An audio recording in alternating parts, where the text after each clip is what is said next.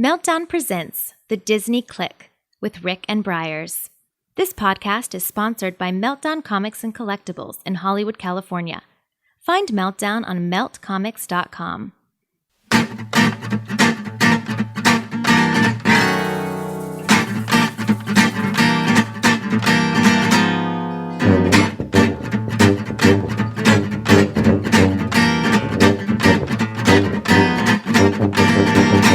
Hello, and welcome back to another episode of The Disney Click with your hosts. I think I'm Rick. I think you are as well. Okay. And I think I'm Briers. All right. Hi, guys. Welcome to our new podcast. Yeah. Well, it's not a new podcast. Yeah, it's our new episode of our podcast. We're deep into our episodes now. Yeah, we're rolling now. Yeah. Some would argue we've stopped, but I think we're rolling. I think we're rolling down the river. Okay. Is that the song? That's not the song? Yeah, rolling down the river. I think it is. It's a classic from my childhood. We better stop this right now. And let's talk about today's episode, people. All right? Okay. Our Disney list is our best animated sidekick. Top 5. Top 5 best animated sidekick. At this point, hopefully they know it's a top 5, but in case you don't. But for our new listeners. Right, that's right. So we like to do 5. Right, we do 5 and we do not discuss it ahead of time. Never. So, watch hilarity or surprises ensue, right? Okay. If only you could see us. Right. Then we have an attraction exploration, we can call it. We look at a attraction at Disney World, Disneyland, somewhere in the world, and today we're going to look at the Haunted Mansion, one of my personal favorite rides. And your number one favorite, correct? I guess it was, right? It's so hard to pick. Can I tell them I'm just enlightening everyone that this is your favorite, which is fine. It is my favorite from a pure Disney standpoint. It is my number one. And I don't know as much about it, so I'm excited to learn some more about it. I do enjoy it. Right. It's not one of my favorites. Okay, it's all but right. I don't dislike it by any means. It's no Tiki Room. Which you love. I just love those birds. I want an animatronic bird in my house. Oh, that's so what bad. I'm so getting that's that the dream for your birthday. And you'll have to love it. Yeah. They do? All right, I'll look into it. Not Disney, I think. Just like off-brand. Oh, well, that wouldn't be as good. And finally, we're going to go into a little personal thing for Briers and I about our most influential Disney movies in our life. What got us perhaps into Disney, the studio, the film studio, or within our lives, and that should be interesting. I'm excited. Yeah. I was just looking at the ones I've written down, and I was like, "Yep, definitely own all of these on VHS." Nice VHS. So yeah, all right, that's a good sign. It's a good sign in this day and age. And if you have the DVD in this day and age, it actually kind of means something, right? I had to explain Blockbuster to a child a while back. I still don't there used to understand be how a Blockbuster room survived. you could go into and just stroll through movies of VHS tapes Those and then were the DVDs. Days. I know. And then Blu-ray. 40 and ounce then to the curb for Blockbuster. Yeah, right. Anyway, let's get this started with the Disney list. And now, the Disney list. Okay, so our Disney list this week is top 5 Disney animated sidekick characters. So we just kind of left it up to each other as to what we deemed a sidekick. And so we didn't set specific parameters. What would you say a sidekick is in your case? I would say it's going to be to the main protagonist. It's their best friend, or it's a character that is with them to help them along in their journey. Or oftentimes with the princesses, it's their pet animal that doesn't speak. Right. It's cute and usually like a horse, or I think of what's the one in Tangled? What is he? Maximus? Oh no, the iguana you're talking about. Yeah, you've got options. Right. Well, no, Maximus belongs to Flynn. Yeah, so kind Maximus. Flynn. You didn't start with Flynn. Yeah, so Maximus would be it's all up for debate, but I think we can just make a case for each of ours. And I would actually argue that oftentimes the sidekick makes the movie. I don't remember the main character as much sometimes as I do the sidekick. Well, a That's lot of the why ones it's so I chose for sure are that reason. I'm like, if this character didn't exist in this movie, Right. it would not be the same movie or Right. be as good. It wouldn't even be. There are a lot of sidekicks to choose from. I wouldn't be surprised if we. But there are some that just stand seem out and are they're gonna be on there. boom. And while we like not to be too obvious, sometimes we can't help but be too obvious. At least for my sake of my list. Well, I think if that happens, then probably the people listening are like, "Oh yeah, that's what I would put too." Right. It's like you can't not, think of that character. Right. But I was surprisingly, I don't have a lot of Pixar represented. But I mean, I really obviously I looked through the Pixar list of films, and I found that Pixar doesn't like to do the more cliche what we're thinking of as a sidekick, Right. and maybe that's speaking more to they round out their stories a little, not better or Well, worse. they break the mold a little differently than what Disney animation was. Like Toy Story. I mean, you could argue that Buzz is a sidekick in the but he's not. There's not. It's a buddy comedy. Right. They hold their own, Right. and then you look at the rest of the toys, and you're like, well, are any of them sidekicks? Maybe Right. Slinky Dog is to Woody. Right. Well, we'll probably have a discussion on this topic with one of my choices. Okay. So I think you've touched on something in one of my lists. So do you want? Would you like me to start? I will start. Yeah, sure. Go for it. Number 5 for me is he's not necessarily the funniest or the guy that people look to and say, "Oh, I love that sidekick," but he is. Then why did you? Well, because I think he's not. Well, he's not. That. He's not the original sidekick. The Seven Dwarfs are the original sidekicks. I would say. I went with Jiminy Cricket from Pinocchio. He is to me. He is. You mean like a throwback sidekick? Yeah, but I think he's definitely a sidekick. He definitely is a sidekick, and he defines sidekick in the Disney films, and he's he has his. He's there to help. Right. Pinocchio. Give a little whistle. He's your is. conscience. And he really epitomizes what I think a sidekick is supposed to be. And so while I can't sit here and say I love Jiminy Cricket, as far as favorite sidekicks, it's a little bit of the nostalgia nod again to what I see as who a sidekick is, what they're supposed to be. And he's kind of the template for all the Disney films that come after. The Seven Dwarfs. More of the Disney I mean, the Seven Dwarfs, Pixar. you could argue the Seven Dwarfs came first, so maybe they are, but he's the single sidekick. So that's why I the went Seven with him. Dwarfs, that is tough. Right. They count as a sidekick, but it's like, that's so many sidekicks. And something I saw in the original story, the 1883 Pinocchio novel, Pinocchio kills Jiminy Cricket with a mallet, and he comes back as a ghost. I thought that was a little fact that I saw. What? Right? That's so dark. Right? It just seems so wrong. But what was he so upset with him about? I don't know. It's a bug. Or did maybe. he just It's accidentally like Spider, walk across? Cricket, And so I don't know. So I thought that was really interesting. Right? It's kind of sorry to bum you out. Let's go to your number 5 then. It's okay though, because Disney took. He came back as a ghost. Disney protected. They protected that story, right? They didn't do that. Or No. They kept No. him. No. He was alive. Yeah. I'm like, was he a ghost? He was and I cricketing missed along that? all along the movie. So Disney only kills the parents. Yes, and kills the Everyone parents is a lot. safe except for mom and dad. Do not be mom and dad, otherwise you're in trouble. Ugh. Yeah, it's so true. Thanks for bringing us down. No, again. I'm just. You're telling everyone's like it safe is. in the Disney world. Yeah. Just don't have children. Right. You're in a Disney movie because then you're done. Yeah. My number 5 is Lewis from The Princess and the Frog. The alligator. Yes, the alligator and so many great puns and jokes because he wants to be in a band and I'm joking with like Louis Armstrong. He's like, I'm Lewis. And I don't know.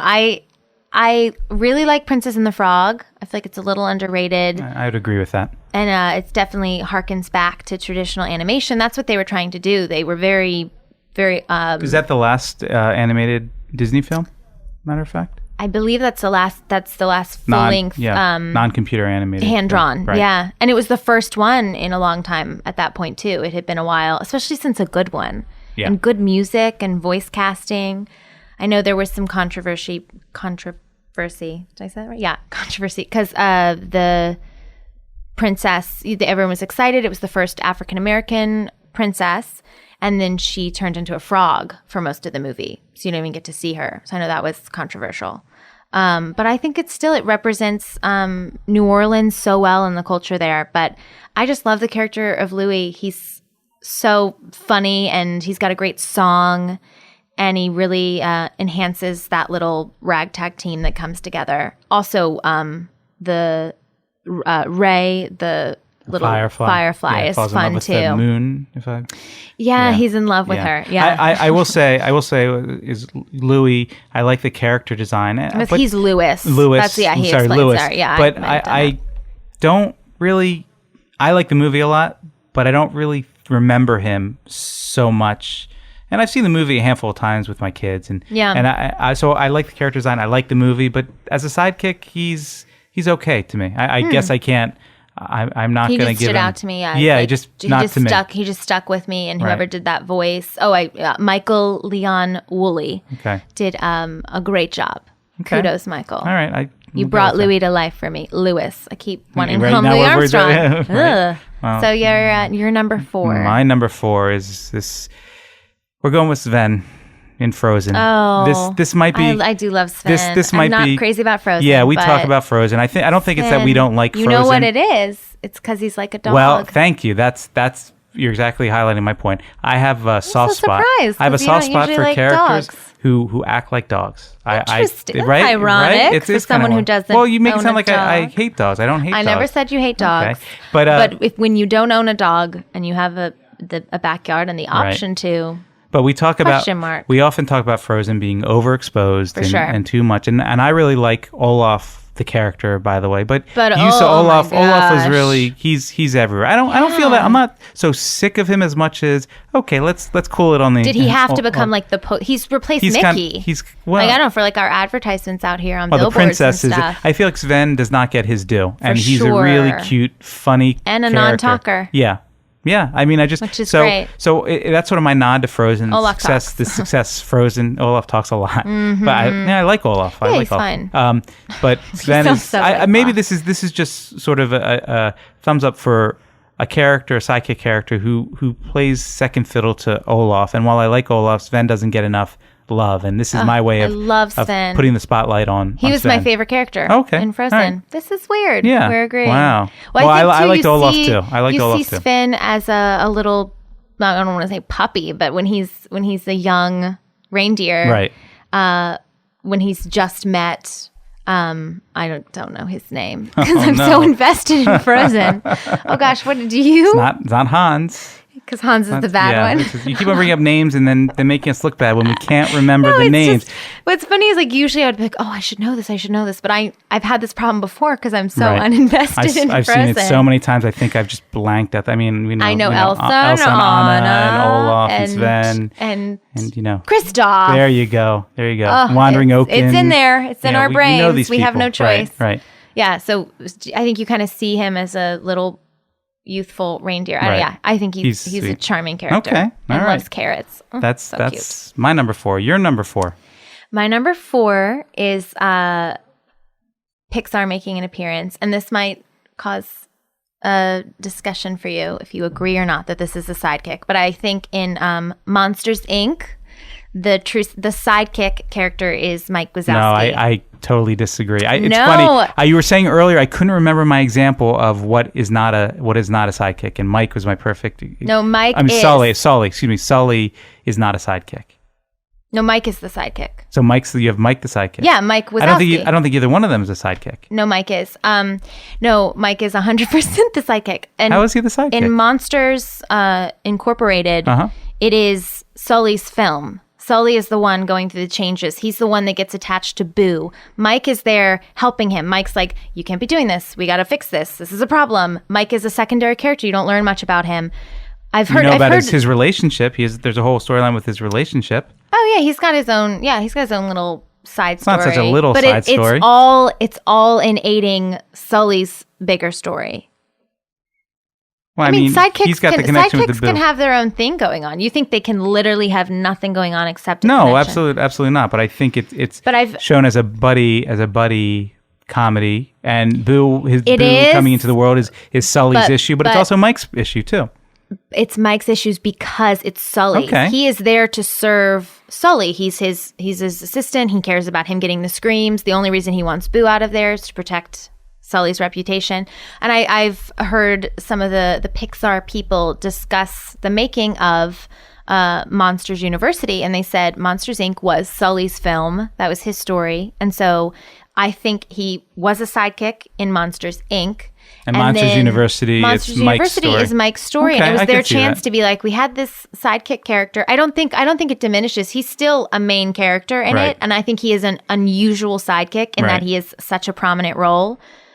And that's why I love that film, and I love Mike. And I guess think as a sidekick, he's hilarious. I guess I shouldn't protest too much because my number 3 is going to fall into the same category as Okay, what yeah. we're talking about. So See if I I think of agree. it, well, I think if you think that Mike is a sidekick, I think for sure my number I 3, can't get upset about. Dory is my number 3. Oh yeah. Oh no. I So it would have to considered be. Dory Right. 100%. Dory is a wonderful character, and she really helps the story. She is a sidekick. Interesting enough. 1000%. Interestingly enough, it was going to be a male, and I think that the creator overheard Really? his wife watching Ellen DeGeneres on the Ellen Show and said, "That's Thank Dory." goodness, right? because then it would just be another like 2 male lead. Right, well, I don't think there's Pixar anything film. wrong with that, but I think it's nice Well, what they did. Yeah, it completely changed the dynamic Sure. to have her be. So, but I think she is a good foil to Marlon. Oh yeah, so different. Yeah, and I think it works really well. And she's so funny, happy-go-lucky, forgetful to his, And worried again, about everything. an interesting enough character, a sidekick, but yet fascinating enough that a whole film can be made about them. Finding Dory coming Same out thing in the as next Mike. year. Right. So But so in Finding Dory, she won't be a sidekick, Right. just like Mike is not a sidekick in MU. right. Looks like we've just found a way to agree, right? I feel like I just wrote like Yeah, a paper and you're not into it. Well, Mike is there from the beginning. Not that this is the definitive reason why somebody's a sidekick or not a sidekick. Mike is there from the beginning of the Monsters, Inc. story. Dory is not. Dory, he comes across Dory about, I don't know, 20 minutes in, half an hour in. Yeah. As a part of his journey. But a lot of sidekicks are there there. from the beginning. Yeah, of Sven's course. Yeah. there the whole time. Yeah. And Sebastian's there the whole Rebecca, time. yeah. And I understand. I guess in my It mind. just comes up to like size of Yeah, how I much. guess so. I'm just looking at like which character, if you had to pick a character Right. who's going through Right. the changes. But then you look at like Buzz and Woody, Sure. they are both going at it head to head, Sure. even footing. Right. It's both their stories. Well, They're intertwined 100%. I'm curious what other people think. So Yeah, tweet us yeah. at the Disney Click or Use the hashtag Top 5 Disney Click. Yep. And also be sure to follow us on Instagram at the Disney Click. Yeah. A little. I'll put some pictures up of Mike and Dory. Are they sidekicks? Who knows? Who knows? All right. Well, you're number 3. My number 3 is a duo, and it could be a lot of people's number 1. Maybe it is your number 1. Probably Maybe not. Okay, No, it isn't. Fabulous. I know who it's going to be, though, I think. Classic. Just an amazing film. Great soundtrack. Yes. Well, that describes a lot of them. It takes place in Africa. Yes, it does. Okay. All right. Timon and Pumbaa Yep. from The Lion King, Okay. voiced by Nathan Lane and Ernie Sabella. I think Timon and Pumbaa, I think that's one of those sidekick characters, going back to what I was saying, how you take them out of The Lion King, it still would be great. It has the music, it has the emotional, but that's all of the humor, except for the hyenas, I guess. But other than that, all of the humor from The Lion King comes from Timon and Pumbaa. Yeah, I'm going to get flamed a little bit for this. I like them very much as sidekicks. I You do. don't like The Lion King? It's not. I do like The Lion King. I don't love The Lion King. I know it's like sacrilege for me to that say. is. Yeah, I don't love it. I don't love it. I like it. I don't love it. And it's like one of those things I'm supposed to love, I guess. If I'm a Disney fan, I'm supposed to love. You never want to feel pressure. That's that's like Frozen. Everyone, we feel like we should love Frozen. Just because it's a wonderful but have you watched it story. recently? Yeah, I have. I've seen it, probably more recently than I want to. And I've seen this. Oh, Seen the gosh. Broadway musical, and Which is fun. The musical's all right. They sing my favorite. Timon and Pumbaa sing my favorite song. Hakuna Matata. Hakuna Matata is my favorite song in Means the whole. no worries. Right, it's my favorite song in the whole movie, and if not one of my favorite songs in all of the Disney soundtrack. It's just I like the light, bouncy. It's a wonderful message. And all the It's good humor with yeah. So I don't want to. Pumbaa, not in front of the kids. I don't want to. And I like anything that has to do with gas is always funny to me. My inner 5-year-old still There you appreciates go. that. But as I said, the movie, it's okay. It's good. Oh, it's gosh. Good. Well, it's good. I know. Lion King might come up again, so we can save it. Uh-oh. All right. Oh, gosh. I'm Sorry to torture you with more Lion King discussion. Even though we talk, Briars and I talk a lot Disney, there's a lot that she doesn't know, my feelings. We have not discussed the Lion King. She doesn't know that about me, that I'm not a Lion King hater, but I'm also not a Lion King We'll have to lover, discuss it slightly more. Okay. All right. My number 2. Okay. Which is some character that I've mentioned before in another list. I don't know, we haven't gotten to that one yet, but it is Doug from Up. Definitely a sidekick. Definitely a sidekick. And for the fear of beating a dead horse, he is such a great character. Dogs are always, like, animated dogs are so cute to me, and the idea of the dog speaks. What is with all these dogs? I know. And I know what I'm getting you for your next birthday. I hope it's not a dog. It's a puppy. Even better. My kids will thank you. I will hate you for that. Oh, well, then maybe you shouldn't be allowed to have all these dogs on your list. But he's so. It's no secret that I think Up is a good movie, but overrated in the fact that I think it lives on the first 30 minutes, and then after that it's good. I didn't. But things like connect that. with Doug is after that. Right. Well, that's what I'm saying. That's my favorite thing about the rest of the movie is Doug. And is such a great character. They tapped into something with that had never. I mean, there's so many animated dogs or animated. It amazes me that nobody thought about to put a talking collar on dogs. Right? It seems so obvious now. It's a translator. Yeah. It's translating the barks. I've just met you and I love you and squirrel and all these lines. Gosh, like it's so obvious. Brilliant. And they just. It's almost because it's so simple. Right. I mean, so literally simplistic. It's taking a dog and narrowing their thoughts down to what they're probably thinking. Right. And that's what's so genius about it. And the laughs, I just remember, seeing it in theaters and people were losing it because it's hysterical. Because we all, we're a dog culture. And that's exactly what dogs are I think probably would be saying. I think the character relationships in Up are nice and it's a very sweet movie. But when I think of Up, after I get past the first half an hour, it's about Doug. It slows down a little in the third act, but I think it still is very exciting. Fair enough. I'm not saying, once again, it's the Pixar thing that we always say. How many Pixar? 2. That was 2. Oh, yeah. You've just had 2 Pixar. I had Dory and I had Doug. And then what was your other? Jiminy Cricket. Oh, okay. And Sven. Okay. So no more Pixar.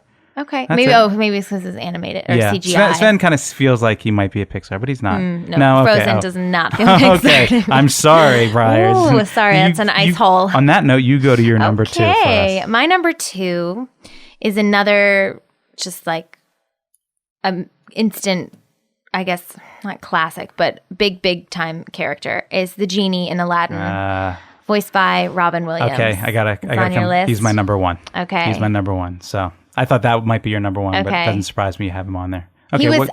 He could have been my number 1, but he seemed like I so felt a little obvious. More passionate for my number 1. Okay, fair enough. Just slightly more. Right.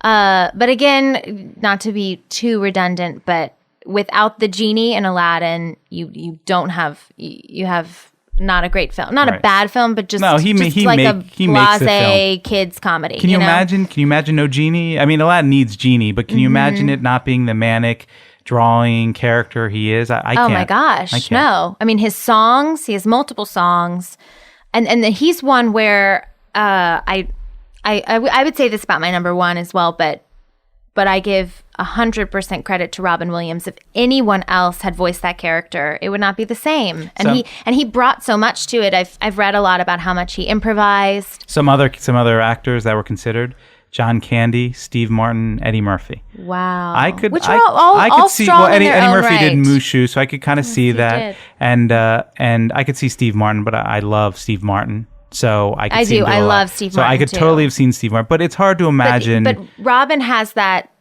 feeling of you've just let comedy out of a cannon, and it's like boom, and that fits the genie. It's this thing that's been contained, all this power. I mean, the essence of Robin Williams matches what the essence of the character was, and he brought. I don't think anyone. I think people could have done an excellent job, but not had that same. It's just you watch it, and it just gets funnier. I mean. So much of it when I first saw it as a kid, it came out in 1992. I probably didn't see it for a few years because I was pretty little.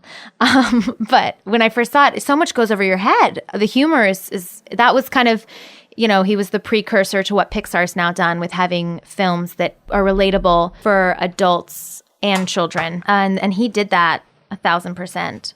So Genie was your number one. Did you have anything else, to add about? I think you kind of summed it up. There was something nice that I read about Robin Williams, rest in peace, that his quote at the time was something like $8 million per film.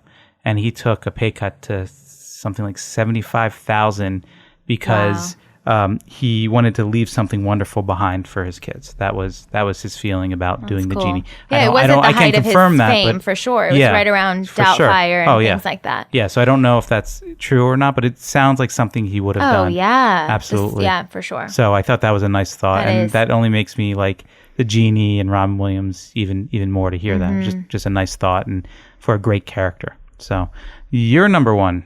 My number one was supposedly up for the role of Genie, is Mushu in Mulan. Okay. I love Mushu so much. I don't know what it is. And he's the sidekick that's like, girl, we're gonna, like, he's a very invested side. Some sidekicks are just like, okay, I'm here. I'm a non-talking animal. But he's like, I gotta help you. Like, he is putting her through training and helping Mulan get her wardrobe together. He's not a lizard. Don't call him a lizard. No. He has so many great one-liners. One of my favorites, I remember right after seeing it in theaters, we used to go around saying it, was like, there goes my little baby off and saving China. Or something like that.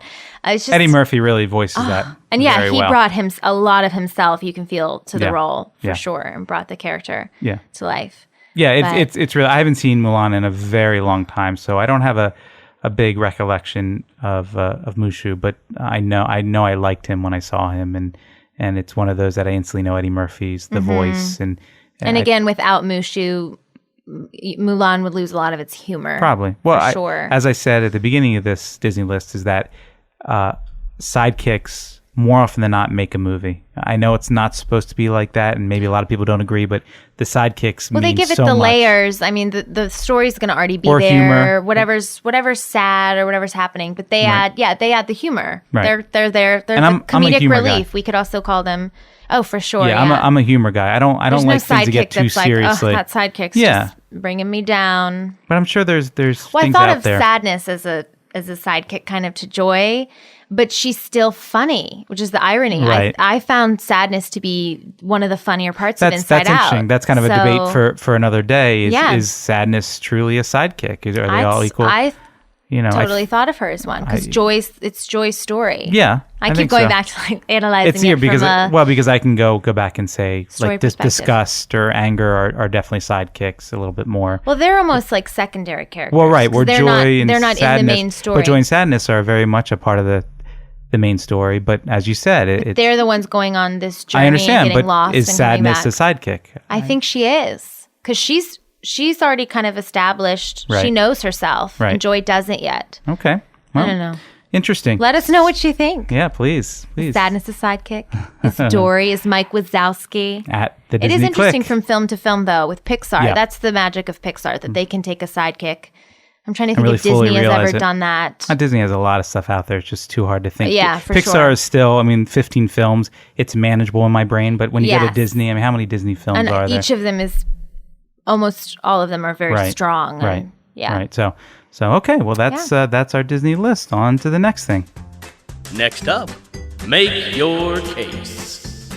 So I want to get into something. Briers and I want to get into something, kind of an attraction highlight for Disney parks. And one of my all-time favorite attractions is the Haunted Mansion. Probably my number one attraction that I think is so Disney and so amazing. And I just want to say a few words, a little bit about the history, a little bit about my attachment to it. And I want to remind you guys out there that Briers and I are not historians or super experts on things. No. We are very enthusiastic fans who like to talk about And all our things passions Disney. overlap in some ways, and some things we feel very differently about. So I just don't want you to jump on us when we don't have every little detail or don't get everything right. A lot of this is learned over the years. A lot of it is a little bit of looking up online. If you know something we don't, we'll tweet love us to hear. and it's all about correct us. Give it's us all the about correct you guys, facts or whatnot. teaching us things. So the Haunted Mansion in Disneyland was the original. Opened on August 9th, 1969. Right before my birthday. Okay. Almost right around when our podcast debuted. What was that? Okay. How Would time have been flies. special for you. Right. Just trying to. I appreciate that. So the Disney legend Harper Goff is he did a sketch that had kind of a right off Main Street, kind of a crooked street going up to like a church and a graveyard, and then up on a hill was this creepy, spooky mansion. And Walt was not. No, well, that. he didn't want it to be. He had a famous quote saying, like, "We'll take care of the outside and let the ghosts take care of the inside." So he redesigned it, and he's very concerned with appearances in the park and keeping a very nice appearance, like clean look. Right. Yeah, right. So I think he struck a nice balance with the New Orleans Square manor. It is neat that it looks like vastly different from World to Land. Yeah, for sure. Very different, have their own vibe, and because they're kind of in different areas. This is one of those. Parks. This is actually one of those things where I love them both. I maybe prefer the outside to the Disney World Haunted Mansion a little more to it looks the a little more like a mansion. Ominous. It looks a little more ominous to me. You can see the greenhouse. Yeah, it's kind of up on a hill. It's kind of lording over you. Looks it really spooky. looks like I think someone wealthy lived there and I think before the Disneyland mansion looks cool, and maybe it doesn't have the benefit of space that Walt Disney World has for sure. as much, and I think it's really awesome. It's the classic, and there's always been an attachment to that, but it's not quite as foreboding as I feel the Disney World one. It's more New Orleans style. Yeah. So for sure. So it's cool. So anyway, he what was it? Anderson is Ken Anderson was the assigned Imagineer to the Haunted Mansion, and he used a lot of Goff's ideas, and he studied New Orleans and plantations and all that sort of thing, and as I said, Disney kind of nixed that and said, nope, it's got to look better outside and class it up, right? Class it up a little bit. So, they then came on the Imagineers Rolly Crump and Yale Gracie. And they recreated Ken Anderson's stories that he had dreamed up, and it was Gracie sounds familiar for a reason. A lot of the characters are named after a lot of the Imagineers. So Gracie is obviously Gracie Manor and that sort of thing. So I thought that was kind of cool. Are they both Gracie Manor, or did they give each house a different name? I don't know. I mean, I'm more familiar with Disneyland, but I think they're both Gracie Manor, but I could be wrong. Yeah, I feel like funny, the storyline, once you go on to the ride, the storyline is the same. Yeah, the Walt Disney World has a couple additional additional rooms, but otherwise they're very similar in a lot of ways. And when in 1961, there were handbills announcing the opening, the 1963 opening of the Haunted Mansion. It took a while to build, or there were some changes. Well, construction began a year later. They were kind of hyping it up, and then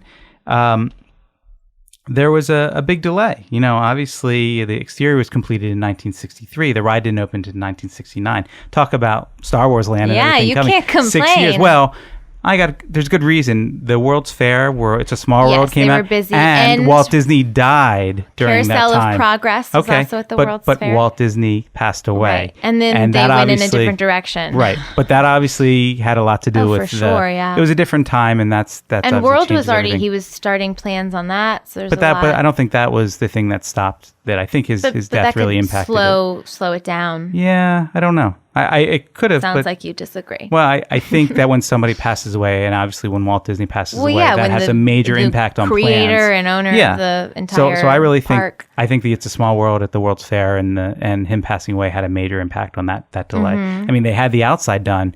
If they knew it was going to be some sort of ride at that point. The mover that it's on, the Omni Mover, yep, was one of the first of its kind, right? Yeah, it was the first in Disneyland, I believe. Right. So I feel like something like that too, when you're creating, what at the time is cutting edge technology, that's gotta not slow you down, but it's gonna, you're not just gonna, you don't know what to do. You're creating it as you go. Right.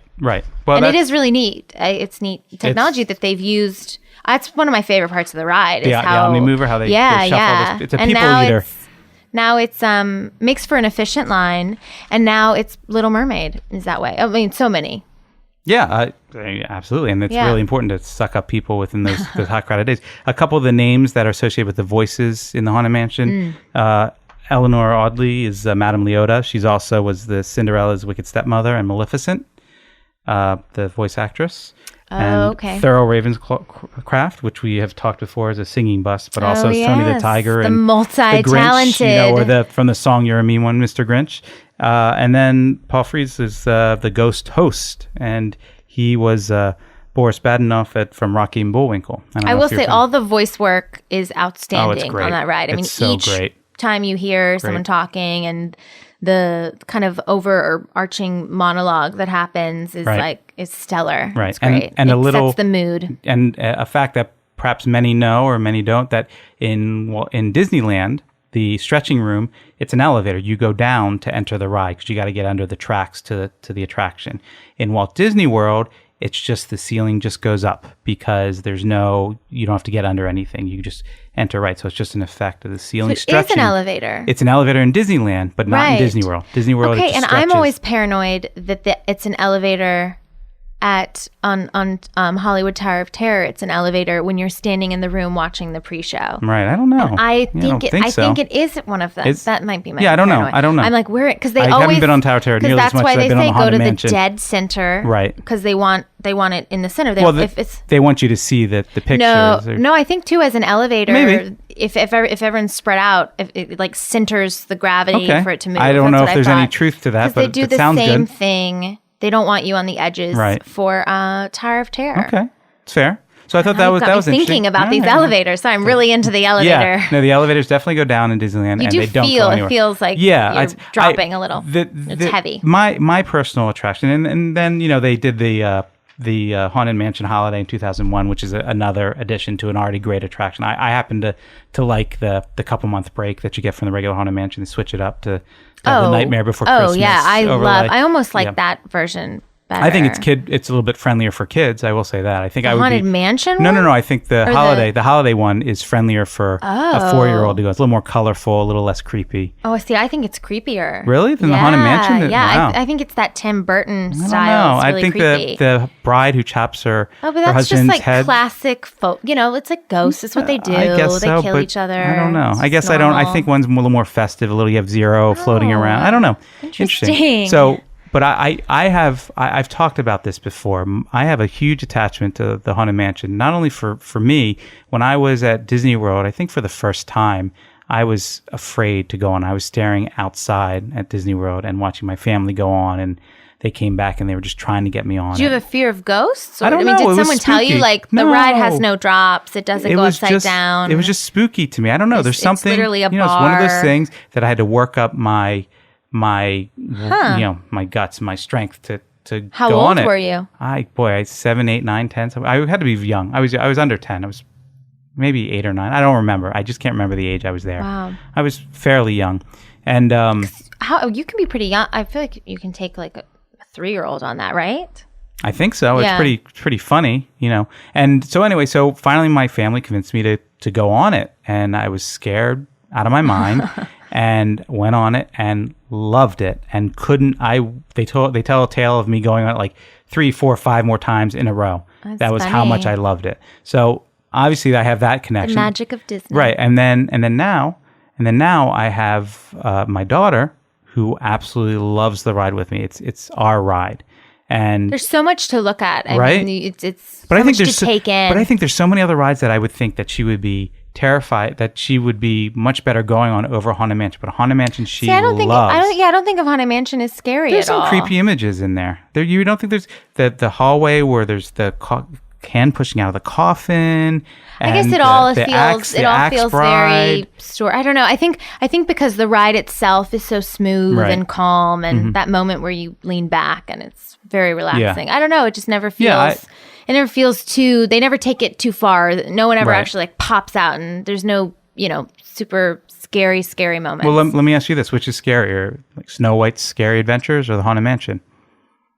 Snow White's. Probably been a while since you've been on Snow White's Scary. No, that's my problem. Yeah. I'd probably say Snow White's Scary. Okay. All those kid What about dark rides Pinocchio? are, like, Scarier than Pinocchio's Daring Journey a versus little Haunted Mansion? trippy. Yeah, I think so. The technology, I don't know if it was more dated. They just like rush through the darkness, and you're like, ooh, it's that abbreviated storytelling on those kids rides. Right. So it's like 1 second the main character's there, and then you flip into a new room and suddenly everything's happy. Right. That almost scares me more. I don't know. I'm like, why is everything I tend so to agree fast? with you. My kids have a harder time going on a lot of those other Fantasyland dark rides. Those are, Peter Pan's Flight, that should be a cakewalk. Like Space Mountain is not as scary. I mean, I love Space Mountain, but I can see why that might be scary. In terms of not actually... Yeah. It's I don't know. It's just I interesting. So, but I think Haunted Mansion sums up, and I've said this probably a lot before. Haunted Mansion sums up what Disneyland does so well. The immersiveness.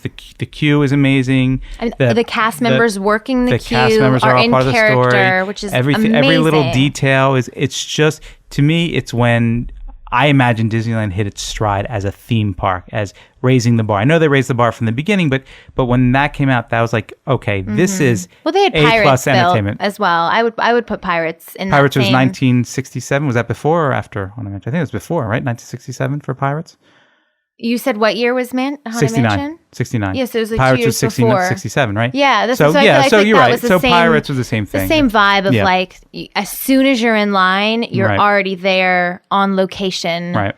And then as it goes on, you just get more, it's more immersive. So I would really point to the Haunted Mansion as really a highlight for any Disney trip. And I can't wait to someday go to Phantom Manor over in, the Hong Kong Disneyland. And just all the parks theme their Haunted Mansion a certain way. And it's really a special thing for me. I will not go to a park in Euro Disney? Yeah. That's I've been, and I'm trying to remember they call it. Phantom Manor? I don't remember what they call it there. No, I don't think so. Because Mystic Manor is the one in Hong Kong. It might be called Phantom Manor, but it's we'll have to look it up. Yeah, I think it's Phantom Manor, but I could be wrong. But anyway, so that's my my little short brief history of the Haunted Mansion, what I know, what I've looked up, my connection to it.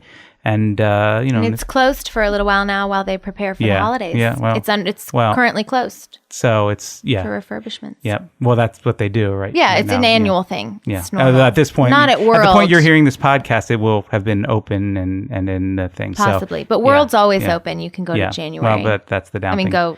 They need the Holiday Mansion down there. So I like the holiday. They don't have the Holiday Haunted Mansion, the Nightmare Before Christmas overlay down in there. So I think it's good that each park has their own thing. Yep, I agree. So okay, well that's it for this one, and we'll on to the next. Okay. Sit down, movie lovers. Here comes movie reviews. Okay, so for this next segment, we are discussing the most influential movies in our childhood. Disney movies. Right? Disney movies. Okay. That's good. No, anything. Universal. Yeah, I don't know. Live action. There'd be a lot of... I guess it could that'd be too live big action. of a discussion.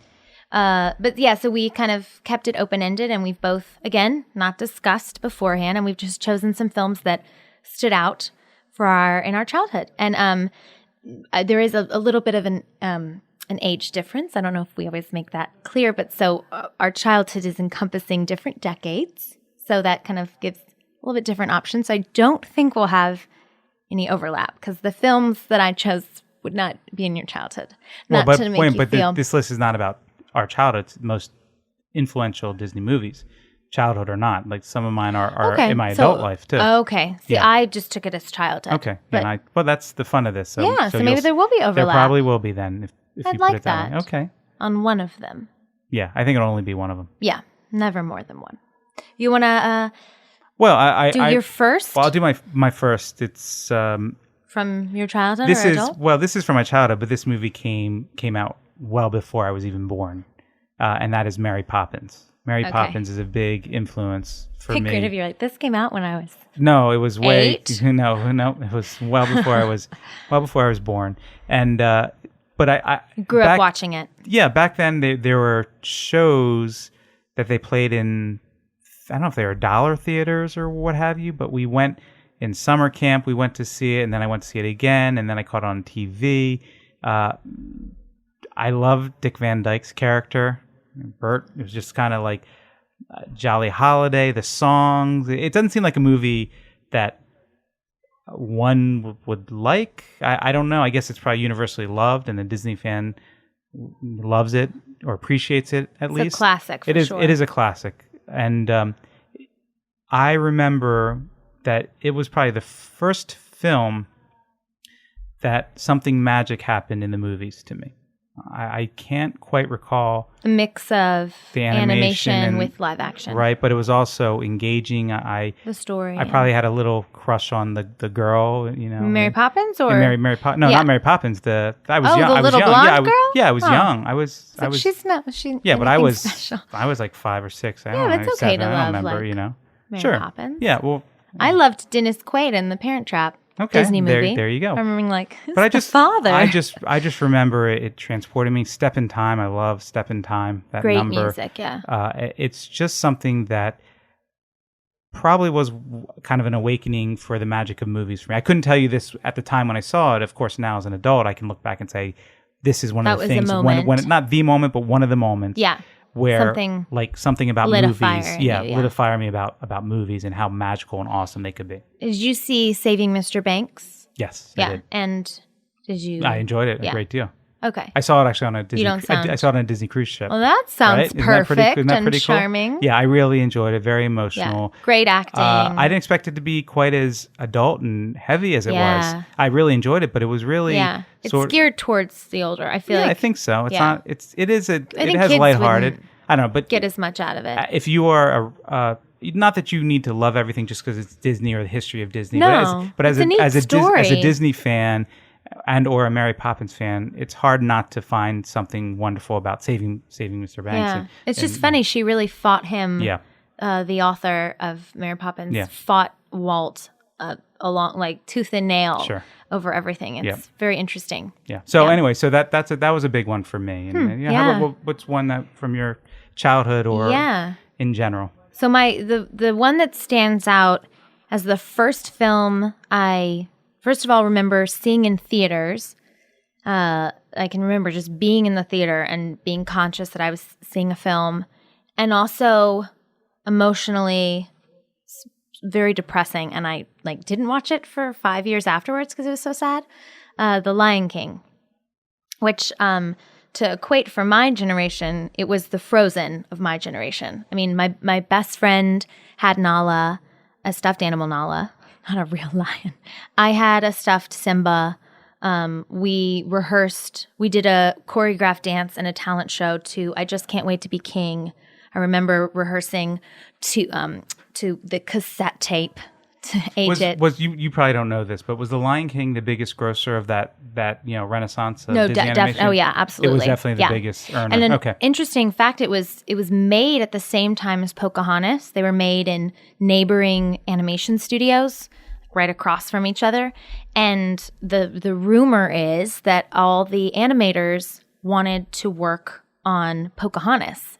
They thought that was going to be the big hit. That's so interesting. Yeah, right? I think if you look at Lion King, it's it's very simple. The coloring, it's in Africa. Maybe it's not as evolved, and they thought Pocahontas with all these colors and a princess. They just thought that was going to be the hit, and Lion King just swept it under the rug. Lion King was a runaway set. Pocahontas did okay too, I think. Not Lion King. It did fine, and I had some friends. I remember friends that liked it, and I wasn't in. I didn't even like it as a child. But just because we don't, it's fine. It has good songs, right? It doesn't resonate with us as much. Doesn't mean it still didn't do well at the box office. But I don't think. I think by Disney standards, it was a moderate hit, or was it a total disappointment? I think not a total, but I think it definitely underwhelmed in terms of box office success. I guess there's definition of what underwhelmed means. And they came out around the same time again. I think it's interesting that Lion King was the surprise. I actually went to see Lion King not in the first round, but the re-release. They re-released it later in the year, and I saw it. I saw it for the first time in that time, not the first time. 2011. No. I saw it way before that. They re-released it in it came out. What year did it come out? Do you know? 1994. Yeah, so I probably saw it in late 1994 or 1995, whenever it was re-released a second time. Oh, because it did so well in theaters. Even back then they were re-releasing movies like that. So That's a good one. I mean the Mufasa storyline though. I mean it was the first time that I was so emotionally hit by a storyline as a child. Right. I remember, my family bought it on VHS, and I was like, it's weird because I love the film, but as a child, I was like, I'm not watching that. It's sad. It was like too sad. Right. It was like I couldn't.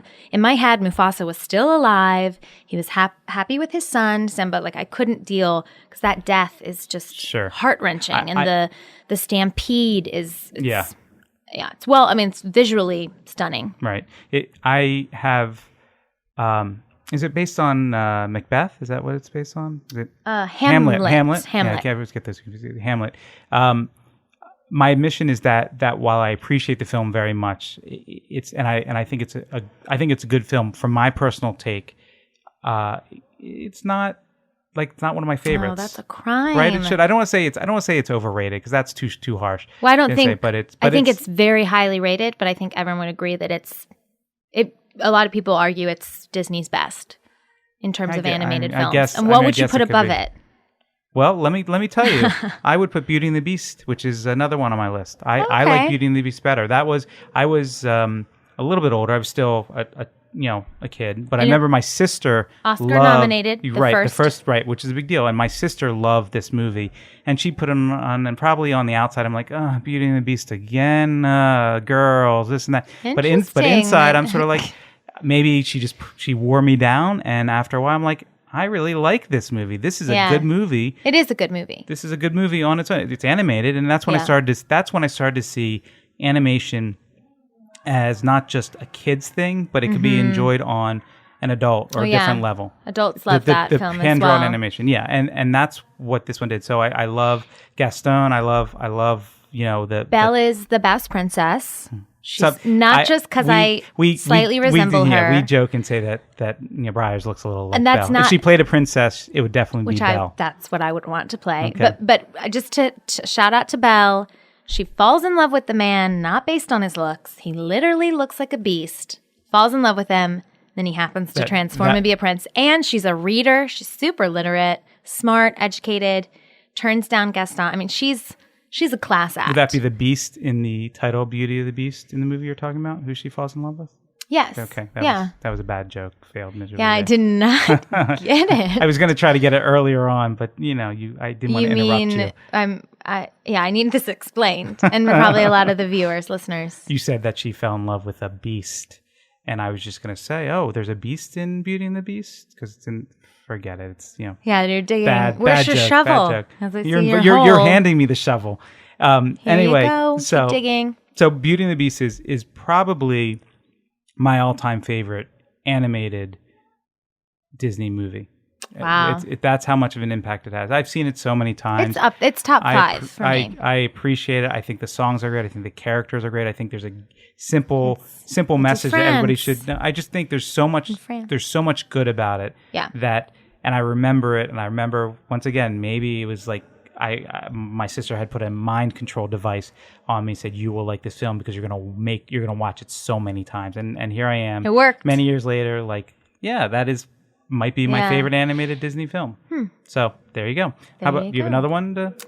Yes, another film that came out. I'm not sure of the year. I was a little older, but I distinctly remember seeing in theaters Mulan, and I think this was right at the end of Disney still being strong in animation. It was one of the last really good animated films, I think, before they hit their drought of Brother Bear 1 and 2. And we always mention Brother Bear. I know, it's really so that easy. Bad? It's not good. I mean, Okay. you watch it once and it just feels like a DreamWorks film. Right. It feels like another studio made it. Right. And it's like, oh gosh, Disney made other this. Studios do make good films too. Right, but in terms of children's films, animated films particularly, Disney. I think Disney's the gold standard. Disney's more consistent, but there's a lot of other. And I think they're DreamWorks back to their films consistency. Okay, all right, fair enough. So anyway, so you're saying so Mulan. And I think it stood out because talking again, I love Belle, but I also love Mulan as a Disney princess. because of, she's the heroine of the film. A lot of the other films, it's the man saving her. Sleeping Beauty is asleep the whole time. Snow White falls asleep and needs to be kissed to be woken up. And Mulan really takes control of her own destiny, and that was neat to see. And it's just comically, you've got Mushu, Eddie Murphy. Love that character, and the music in Mulan is amazing. And just I love the entire film, and I think I probably I grew up with brothers, so I was forced to watch a lot of, talking about you being forced to watch Beauty and the Beast. I didn't have a choice, and we watched a lot more of the films that were pandered to boys. And so I think it was fun to be able to, my brothers liked Mulan just as much as I did, but it was, a woman at the lead of it. Right. So that was special. I have to go back and watch Mulan. I have seen it a couple times, but it's been a good. very long time. I can't remember. Very good. I remember Mushu. And I want to say 1998 is my guess. Seems a little late to me, but I don't know. It's not one that's strong in my memory banks. Yeah. So, and my final one. It's not in my brain. Well, there's some that I can. You should watch it with your daughter. Put a time frame. I will, but yeah. I think she's seen it already, actually. But again, it's worth repeating. Not all of them. Movies take you back to a certain place in time, and the good ones I really remember the area or time, and this last one is no exception for me. It was 1995, Toy Story.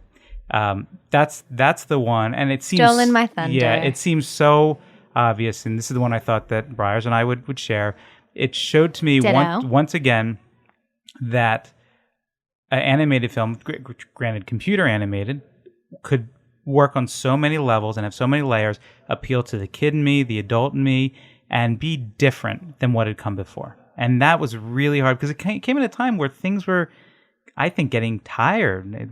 We'd seen this. It was when Disney animation was having its slump. Yeah, and Pixar saved it. And maybe Pixar highlighted Disney having its slump even more so. Well, on all animated, there wasn't any other studio making good kids films. Right, but so Pixar just showed this is how you do it now. It's what you can do. The rules have changed, and this is what you can do. And at the time, I was working at a movie theater, so I saw it a few more times probably than I've seen a lot of other things because I could kind of catch different parts or stay after and see it. You can watch it so many times, and it's so quick. Right. There's so much to catch every time. If it wasn't for Pixar, I will say, Pixar and my kids, because my kids, of course, we go to movies with my kids, but if it wasn't for Pixar, I think I might have been done with animated films in my adult life. Mm-hmm. I just think I might have been like, I don't have any interest in them. I'm very thankful. Yeah, is it worth your time if Pixar, it's pandered to children? I'm thankful for my kids as well, but I'm thankful for Pixar to kind of give us something together that we all can enjoy on many different levels, and that's really hard to do. And they influence others to do it, to try to do it as well. Toy Story was my other film. Yeah, I remember seeing in 1995, and again, I remember specifically my parents laughing a lot during the film at things I didn't understand. But I remember being like, this is like kind of, it's neat that they're enjoying it. As it's not a task for them to have to go see a kids movie with their kids. And they were enjoying it. And I love that. It felt so inclusive. It was like, oh, we can all enjoy this together. And that was really special. And I mean, Pixar's definitely upheld that pretty much throughout all of their films. Right. It's interesting you say that, by the way. I have that feeling about Jurassic Park. I know it's not Disney, the first Jurassic Park. I took my dad and my family to it, and it's like we had an experience that we all could enjoy it together, no matter of age or anything. It was just, it's such a memory in my head. And Toy Story, or a lot of Pixar films, I think, are kind of equal that, perhaps in a different way, but the same idea that it's just everybody can enjoy it and nobody has to be dragged to the theater so much. Everyone wants to see it. I've seen almost all the Pixar films with there are people out my there, family. Right, yeah. There are people out there who still see Pixar as animation and they have no interest, and that's fine. That's rare, though. I mean, it's there's a lot of people out there who just animated is animated to them. Well, I'm telling you, there are people who don't. We run in circles who care about that sort of thing, but they do exist. Sellers. I don't know if they're listening to this podcast, but they do exist. So that's those are we've shared a couple of our memories, some childhood, some young adult, I would say, but they are a reason perhaps why we're here today and why we love Disney. Ignited that passion for Disney and for good quality film. Right. Definitely. Right. So if you have any thing to contribute or any your childhood Disney films or please share them with any us. influence, go to the Disney Click, at the Disney Click, hashtag the Disney Click. Hashtag top 5 Disney Click to share your own top 5 with us. Right.